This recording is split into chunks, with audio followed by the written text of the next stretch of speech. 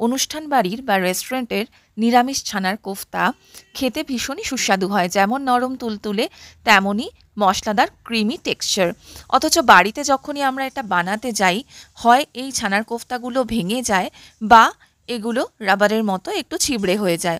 তো কোন সঠিক পদ্ধতি অবলম্বন করলে এটা একদম পারফেক্ট হবে, সেই টিপস অ্যান্ড ট্রিক্সগুলো কিন্তু আমি আজকে শেয়ার করছি আমার এই রেসিপিতে। এর জন্য প্রথমেই আমি একটা পাত্রে নিয়ে নিয়েছি 1 লিটার ফুল ক্রিম দুধ। দুধটাকে ভালো করে ফুটিয়ে নেব। তার মধ্যে ছানা কাটার পাউডার দিয়ে মিশিয়ে গ্যাসটা অফ করে দেব।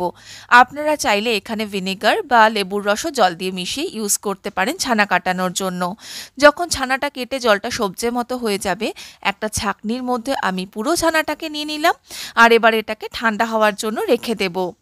অন্যদিকে আমি একটা বড় সাইজের টমেটো, 1/2 ইঞ্চি আদা, 2টো কাঁচা লঙ্কা নিয়ে এটার একটা স্মুথ পেস্ট তৈরি করে নিচ্ছি। এরপর অন্যদিকে ছানা যখন আমার একদম ঠান্ডা হয়ে যাবে, এটাকে নিয়ে নিয়েছি একটা পাত্রের মধ্যে। এর মধ্যে একে একে দিয়ে দেব 2 চামচ থেকে 3 চামচ মতো ময়দা। ময়দাটা অ্যাকচুয়ালি বুঝে দিতে হবে যাতে খুব ড্রাই না হয়ে যায়। আর এরপরে দিচ্ছি গরম মশলার গুঁড়ো, গোলমরিচ গুঁড়ো, স্বাদ মতো একটু নুন আর চিনি।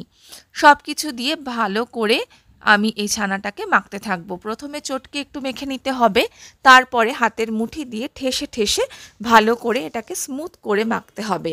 যদি মাখতে মাখতে মনে হয় এটা ভীষণ ড্রাই হয়ে গেছে, তাহলে একটু ছানা কাটার ওই জলটা এর মধ্যে মিশিয়ে নিতে হবে। তবে খুব যেন আবার পাতলাও না হয়, যাতে সুন্দর কোফতার আকারটা দেওয়া যায়। হাতের চেটোর মধ্যে অল্প একটু ঘি আমি লাগিয়ে নিলাম। এরপর ওই ছানার মণ্ডটা থেকে অল্প অল্প ছোট ছোট বলের মতো নিয়ে 2 হাতে তালুর মধ্যে রেখে এটার একটা সুন্দর কোফতার শেপ দেব।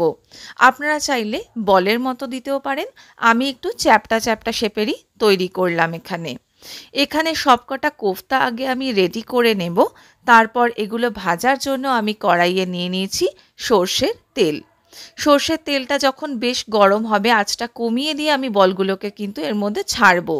কোফতাগুলো বানানোর সময় অবশ্যই খেয়াল রাখবেন যাতে এর মধ্যে কোনো ক্র্যাক না আসে। তারপর এগুলোকে দুদিক ধীরে ধীরে উল্টে পাল্টে ভালো করে ভেজে নিতে হবে। প্রথমে আগে একটা সাইড ভেজে নিতে হবে, এরপর অপর সাইডটাও যখন সুন্দরভাবে ভাজা হয়ে যাবে, তখন এগুলোকে কড়াই থেকে তুলে নিতে হবে। একটা জিনিস খেয়াল করবেন, যেন সবসময় গ্যাসের ফ্লেমটা লো টু মিডিয়ামের মধ্যে থাকে। খুব হাই ফ্লেমে ভাজবেন না, তাহলে কিন্তু কোফতা একদম পুড়ে ছিবড়ের মতো হয়ে যাবে। একটা বাটিতে আমি 2 চামচ পোস্ত আর 7 থেকে 8টা মতো গোটা কাজু বাদাম ভিজিয়ে রেখেছি, এটারও একটা স্মুথ পেস্ট করে নেব। অন্যদিকে ওই তেলের মধ্যে দিয়ে দিলাম জিরে, তেজপাতা, দারচিনি আর এলাচ ফোড়ন। তারপরে ওই টমেটো, আদা, কাঁচা লঙ্কার পেস্টটা দিয়ে ভালো করে কষতে থাকবো। কষতে কষতে আস্তে আস্তে যখন তেলটা ছাড়তে থাকবে, আমি মিক্সি ধোয়া জলটাও এর মধ্যে দিয়ে দিলাম। দিয়ে যখন তেলটা ছেড়ে আসবে, তারপরে স্বাদ মতো নুন এতে দিয়ে দিতে হবে। আর দিচ্ছি হলুদ গুঁড়ো আর ধনে গুঁড়ো একটু বেশি দিতে হবে, মানে ধরুন 2 টিস্পুন মতো, আর 1 টিস্পুন জিরে গুঁড়ো দিয়ে আবারও মশলাগুলোকে ভালো করে কষিয়ে নেব।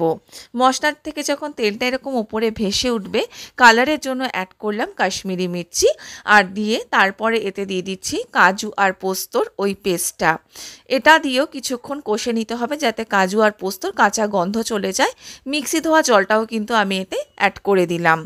সব কিছু মশলা ভালো করে কষে গেলে এর মধ্যে আমি আগে থেকে গরম করে রাখা জল দিয়ে গ্রেভিটা তৈরি করে নেব।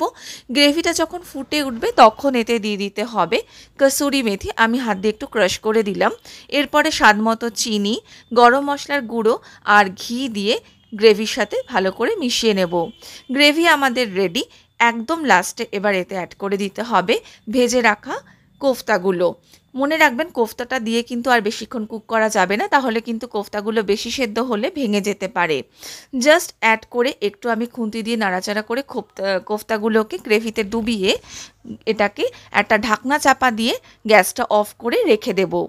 ওই হিটেই কিন্তু এগুলো সুন্দরভাবে মশলাটা কোফতার মধ্যে ঢুকে যাবে আর রেডি হয়ে যাবে আমাদের একদম অনুষ্ঠান বাড়ির স্টাইলের ছানার কোফতা বা মালাই কোফতা। এরপর গরম ভাতের সাথে পরিবেশন করে দিন।